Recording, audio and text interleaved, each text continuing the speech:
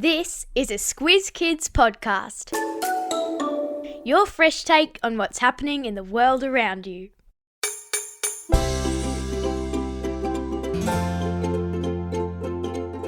The first one was printed in the year 868. The first one just for kids, not until the 1600s. And Bryce and I will never agree on the very best of all time. Nuh-uh. This is your Squiz Kids Shortcut for Book Week, the podcast where we dive into the who, what, when, where, why and how of the big news stories. I'm Amanda Bauer. And I'm Bryce Corbett. Bryce, you've got kids. I don't have to tell you that Book Week is a big deal. Oh, yeah. Kids might dress up as their favourite book characters, have an author visit their school, do writing workshops, and of course, do lots of reading. Today, we're going to take you through when the first ever books were published, who wrote the first book for kids, and what are the best children's books of all time. Listen carefully, there's a squiz at the end. When? Bryce, we're obviously going to have to fire up the Squiz Kids time machine. Sure are. To go back to when the first books were printed. Time machines, by the way, having appeared in some terrific books over the years. Yeah, they have to. Now, we'll first set the dial to take us back 5,500 years. To the first known time that anyone recorded anything in a way that could be moved around.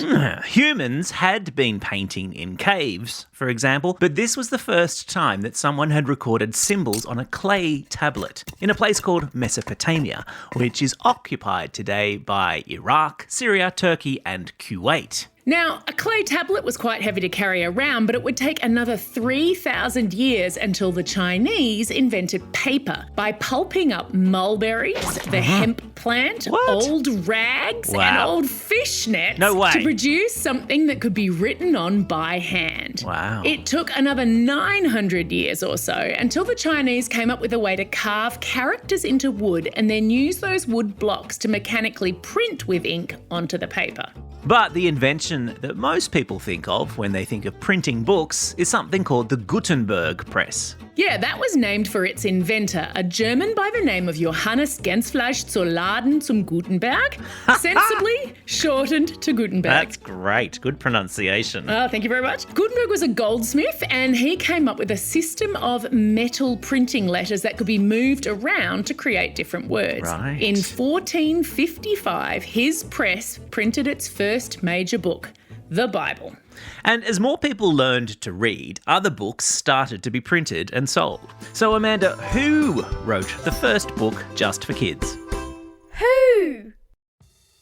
It took more than 200 years for anyone to think about using a printing press to make books just for kids. That'd be right. And when they did, it was still a religious book. Most people think that the first book written exclusively for kids was called Spiritual Milk for Boston Babes, penned by the American church minister John Cotton. Sounds like a page turner. It was published in 1656 in the United States and it was all about teaching kids religion. I've put a link to its cover in your episode notes. It looks extremely different from modern children's books. There are no pictures, no colour, no sense of humour. It's a far cry from my kids' favourite books, that's for sure. And from mine, which, Bryce, brings us to the big debate. Drumroll. What are the greatest children's books of all time? What? Okay, Bryce, everyone is entitled to their own opinion. And the mantra in my classroom was that you don't yuck other people's yums. Oh, I like that. So instead of us debating, let's count down the 20 top best-selling children's books of all time. Yes. Are you ready? I sure am. Let's do it. All right, at number 20, we have everyone's favourite kid who sleeps with both sets of his grandparents in one bed, Charlie Bucket. Oh, yes. And his adventures at Willy Wonka's chocolate factory. Love it. Roald Dahl's classic was published in 1964. It's had multiple movies made and it's sold more than 20 million copies. Coming in at number 19, with just a smidge more copies sold, is Maurice Sendak's Where the Wild Things Are. All about Max, a kid dressed up in a wolf suit who gets in trouble at home and is then transported to a magical place where he becomes King of the Wild Things. Love that book. I love it. Now, number 18 is a book that was published way back in 1908 called Wind in the Willows. Oh, yeah. Kenneth Graham's book about the 4 animal characters Mole, Rat, Toad and Badger explores what it means to be a good friend, and it sold more than 25 million copies. Wow. I'd be shocked if anyone listening hadn't read number 17, Amanda. It's about a character who ate 1 apple on Monday, 2 pears on Tuesday, 3 plums on Wednesday, 4 strawberries on Thursday and 5 oranges on Friday, and then he really goes to town on Saturday. I'm talking, of course, about Eric Carle's The Very Hungry Caterpillar. You know, I reckon there was a time that I knew that entire book off by heart. I read it so many times to my kids. Yes, me too. Now, moving on to number 16, this book is about a naughty little rabbit who keeps stealing a grumpy farmer's veggies. I think I know. That's right. It's The Tale of Peter Rabbit by Beatrix Potter. Nice. That's another book that was written more than 100 years ago, and it sold a whopping 45 million copies, and it's inspired movies, plays, even a ballet, Bryce. Amazing. It's interesting, isn't it, how many of these books are about animals? Numbers 15 and 14, for example, are Charlotte's Web, the E.B. White classic about a spider and a pig, and I dare you not to cry at the end of that. Oh my goodness, yes. And number 14, Black Beauty, which is a famous book about a horse. Yeah, and then numbers 13 and 12 are about young people having to find their way in the world. Anne of Green Gables, who is an orphaned girl sent to live on a farm. Classic. And Heidi, about an orphan girl sent to live in the mountains with her rather grumpy grandfather. Lots of grumpy grandfathers in these books. Fiddlesticks. Rather astonishingly, numbers 11, 10, 9, 8, 7 and 6 on the bestseller list are also about an orphan. This time, a young wizard. Yeah, well, everyone's going to know what that is, aren't they? Harry Potter books, numbers 2 to 7, have sold at least 400 million copies altogether. Wow. You have to forgive me for jumping around a little bit, but the number 2 spot on our list is taken by the very first of J.K. Rowling's books, Harry Potter and the Sorcerer's Stone.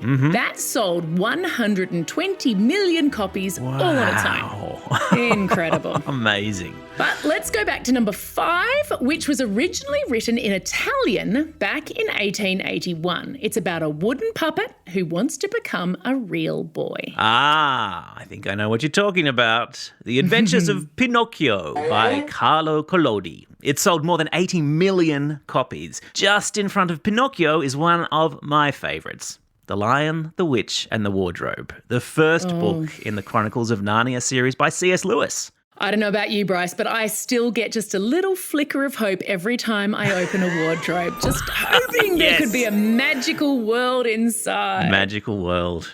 How lovely. And speaking of magical worlds, number 3 on the list is Alice's Adventures in Wonderland, all about a girl who falls down a rabbit hole and into a crazy new world. Now, we've already covered number 2, Amanda, so drum roll, please.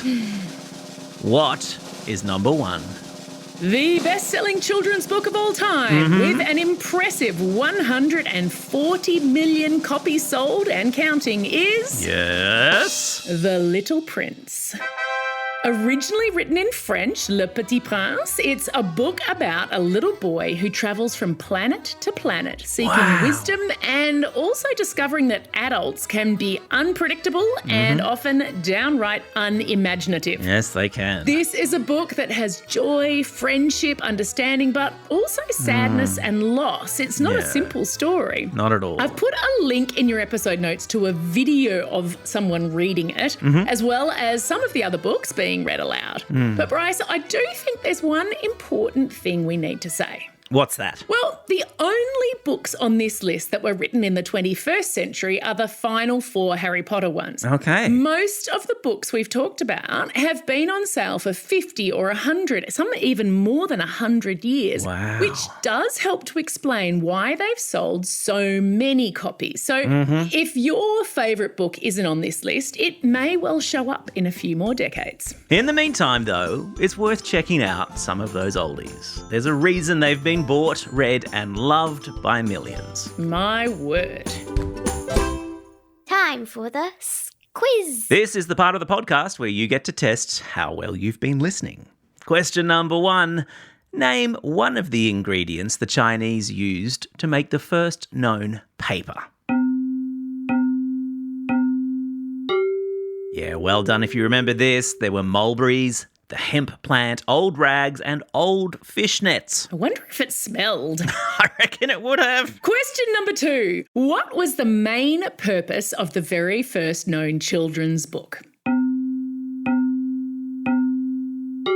That's right, it was to teach religion. Question number 3. What do you think is the best book of all time? That's right, there's really no answer to that. It's really up to you. Have a chat amongst yourselves. And remember, don't yuck someone else's yums. That's right.